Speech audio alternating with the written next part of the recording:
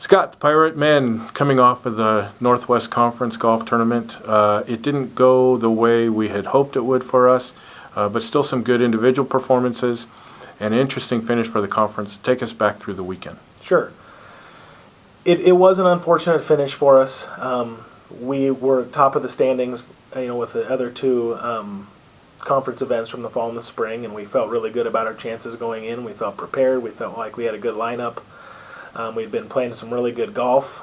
We had just had a one-day event earlier in the week where we played fantastic golf, and kind of that momentum was, all leading towards a really stellar performance. And ultimately, we got off to a really slow start on the first day, and then battled back as a group and put ourselves in a really good position after the first day in third place, but only 3 shots out of first, which in golf and team golf specifically, where you're counting 4 scores each day to make a team score is, literally nothing, a 3-shot deficit.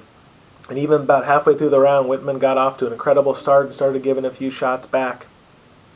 Us and Willamette were kind of stagnant with kind of where we started the day, and ultimately, many times this year where we had made a bunch of birdies and kind of finished strong and closed as a group and had this crazy momentum going in a positive direction that you could just kind of collectively feel throughout the course, even though other guys didn't necessarily know what their teammates were doing. It just kind of went the other way. We didn't play poorly. We just gave some shots back where Willamette picked up some shots. And at the end of the day, we did have some good individual performances with some T7 finishes from Sam Pauly and Jacob Raleigh.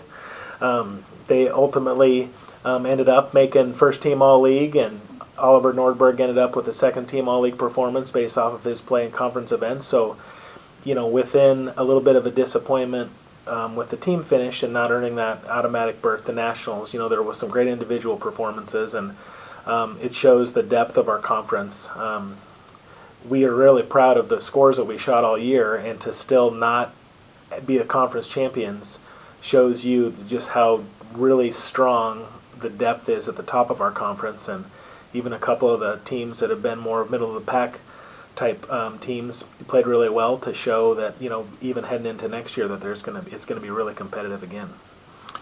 As you look back over the course of this season, from opening in California until ending last week in Oregon, what ways have you seen this team grow or improve? Sure. And I would say this, and this was just my 6th year here at Whitworth as the coach. I would say the competitive culture right now is as strong as it's ever been, and that's no disrespect to previous teams, but we literally have 10 guys out of the 11 have been in our top 5 at one point this year, and 7 or 8 of those guys have been in contention to win tournaments. We had Isaac Jansen, a junior, didn't make our lineup, and he tied for medalist at a tournament this year where these same exact schools were just at that we played this past weekend in conference.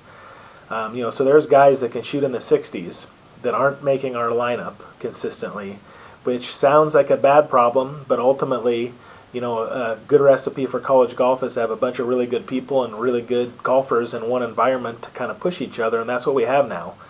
And, from week to week, maybe the hot putter or the hot iron striker that week could be back home studying while, someone else that's in the lineup might be off a little bit. And unlike other team sports, there's no substitutes. I can't call a timeout and bring someone off the bench. In fact, golf is so humbling for those that don't make the lineup. Not only do you not get to play, you don't even usually get to go. And so I'd say that the growth of the culture, the growth of our depth, and then I'm really proud of the fact that we started the year in California in an event where we had put quite a bit of pressure on ourselves to get the year going in a positive direction. All the best teams in the West region were there. I believe the West region is one of, if not the top region in the nation. And, we didn't play well. And then from then on out, we basically played stellar golf. And ultimately, we finished the season, ranked the 8th best scoring average in the entire country. 288 would be averaging even par. And that's counting 8 individual scores over 2 days.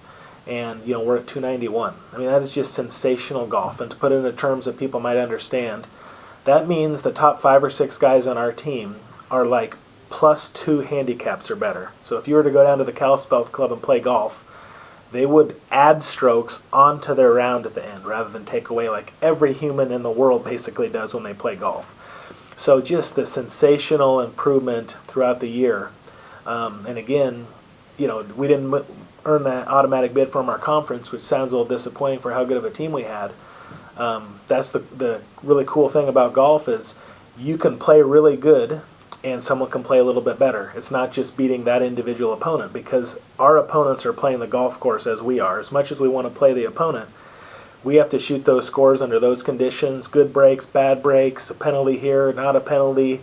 Your back is stiff, all that stuff. Ultimately, you're playing the golf course, whereas in most college sports, you're playing that opponent. And you know, unfortunately, that growth wasn't manifested with a conference championship winning tournament at the end of it, but the scores that were shot all year and the improvements and the culture, heading into the off season, couldn't be any more positive right now.